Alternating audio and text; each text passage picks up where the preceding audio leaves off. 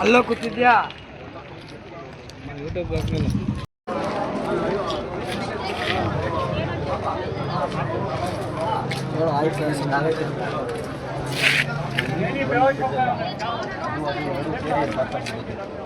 ಡ್ರೈವರ್ಗೆ ಏನಾಗಿಲ್ಲ ಏನೂ ಆಗಿಲ್ಲ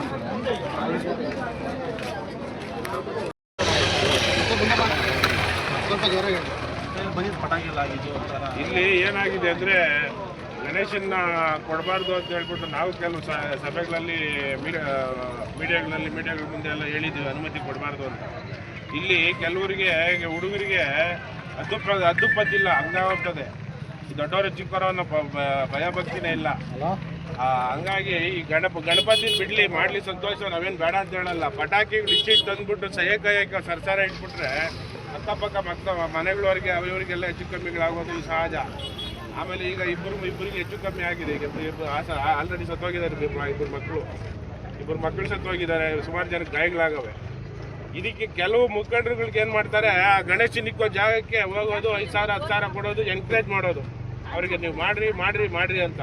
ಏನಿರೋದು ಗಣೇಶ ಒಬ್ಬನೇ ಅಲ್ವಾ, ಇನ್ನೇನು ಗಣೇಶ 100 ಜನ ಇರ್ತಾರ. ಎಲ್ಲ ಒಂದು ಊರಿಗೆ ಒಂದು ಗಣೇಶ ಇಟ್ಬಿಟ್ಟು ಒಂದು ಪೂಜೆ ಮಾಡಿ ಕಳಿಸಿದ್ರೆ ಆಯಿತು.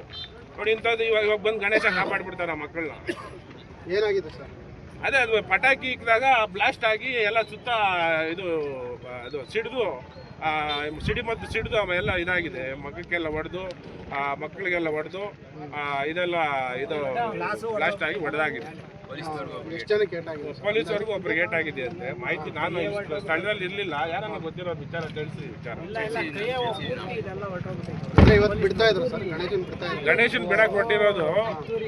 ಬಿಡಕ್ಕೆ ಹೊಟ್ಟಾಗ ಪಟಾಕಿಗಳು ಅದ್ದೂರಿಯಾಗಿ ಹೊಡಿತಾರೆ. ಏನು ಈ ನಾವೇ ಗಣಪತಿನ ಸೃಷ್ಟಿ ಮಾಡ್ದಂಗೆ ಆ ಥರ ಗಣಪತಿನ ನಾವೇ ಸೃಷ್ಟಿ ಮಾಡಿಬಿಟ್ಟಿದ್ದೀವಿ ಅನ್ನೋ ಲೆಕ್ಕದಲ್ಲಿ ಆ ಥರ ಪಟಾಕಿಗಳು ಹೊಡ್ಕೊಂಡು ಡ್ಯಾನ್ಸ್ಗಳು ಮಾಡಿಕೊಂಡು ಸೌಂಡ್ಗಳು ಮಾಡಿಕೊಂಡು ಊರಲ್ಲಿ ಒಂಥರ ಏನು ಭಯದ ವಾತಾವರಣ ಸೃಷ್ಟಿ ಮಾಡಿ ಅವರು ಗಣಪತಿನ ಬಿಡೋದು. ಸರ್ ನಮ್ಮ ಹೆಸರು ಮೂರ್ತಿ ಅಂತ, JDS. ದೊಡ್ಡಬಳ್ಳಾಪುರ, ಮುತ್ತೂರು.